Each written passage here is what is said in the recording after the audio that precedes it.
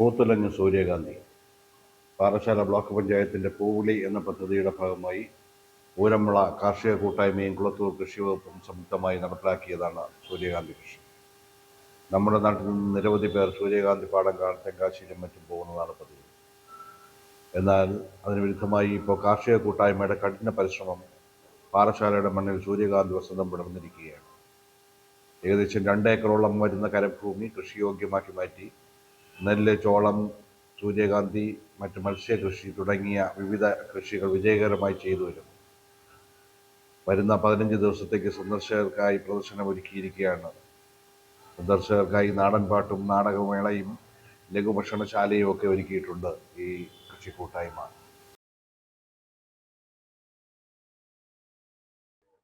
Parassala block പഞ്ചായത്തും ഊരമ്പള കാർഷിക കൂട്ടായ്മയും സംയുക്തമായിട്ടാണ് പൂവിളിയുടെ പദ്ധതി ഇവിടെ നടപ്പിലാക്കുന്നത്. 2 ഏക്കർ പാടശേഖരത്ത് മനോഹരമായ രീതിയിൽ സൂര്യകാന്തി കൃഷിത്തോട്ടം ചെയ്യാൻ വേണ്ടി ഊരമ്പള കാർഷിക കൂട്ടായ്മയ്ക്ക് കഴിഞ്ഞിട്ടുണ്ട്. കുളത്തൂർ കൃഷിഭവൻ്റെ നേതൃത്വത്തിലാണ് ഈ പദ്ധതി നടപ്പിലാക്കുന്നത്. തീർച്ചയായും നമ്മുടെ നാടിന് വ്യത്യസ്തമായിട്ടുള്ള ഒരു അനുഭൂതിയാണ് ഇതിലൂടെ നൽകാൻ വേണ്ടി കഴിഞ്ഞിട്ടുള്ളത്. എല്ലാവരും ഇത് സന്ദർശിക്കണമെന്നും നാടിനും അതോടൊപ്പം തന്നെ കേരളത്തിനുമെല്ലാം മാതൃകയാകുന്ന പദ്ധതിയാണ് ബ്ലോക്ക് പഞ്ചായത്തും ഊരമ്പള കാർഷിക കൂട്ടായ്മയും ഇവിടുത്തെ കൃഷി ഓഫീസുമായി ബന്ധപ്പെട്ടുകൊണ്ട് ഏറ്റെടുത്ത് നടപ്പിലാക്കാൻ വേണ്ടി തയ്യാറായിട്ടുള്ളത്.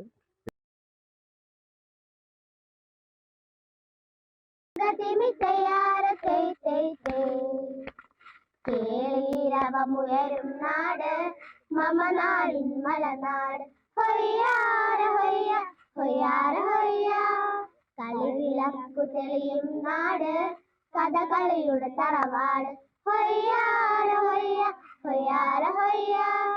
തുഞ്ചന്റെ കിളിമകൾ പാടി കൺമണിയുടെ കളമൊഴി ഹൊയ്യാര ഹൊയ്യ ഹൊയ്യാര ഹൊയ്യ.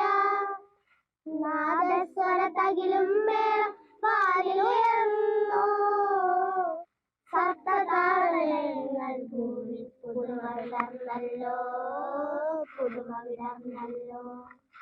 കളമൊഴിയോ കിളിമൊഴിയോ കളമൊഴിയോ കിളിമൊഴിയോ. കേളിരവമുയരും നാട് മമ നാടിൻ മലനാട്. നമസ്കാരം, ഞാൻ സിജു. നമസ്കാരം, ഞാൻ വിനോദ്. ഞങ്ങൾ ഊരമ്പള കാർഷിക കൂട്ടായ്മയിലെ കൺവീനേഴ്സാണ്. ഞങ്ങളിവിടെ നമ്മുടെ പാറശാല ബ്ലോക്കിൻ്റെയും കുളത്തൂർ കൃഷി ഓഫീസിൻ്റെയും സഹകരണത്തോടു കൂടി ഈ ഒരു സംരംഭം, ഈ ഒരു സൂര്യകാന്തി സംരംഭം ഇവിടെ ചെയ്തിരിക്കുകയാണ്.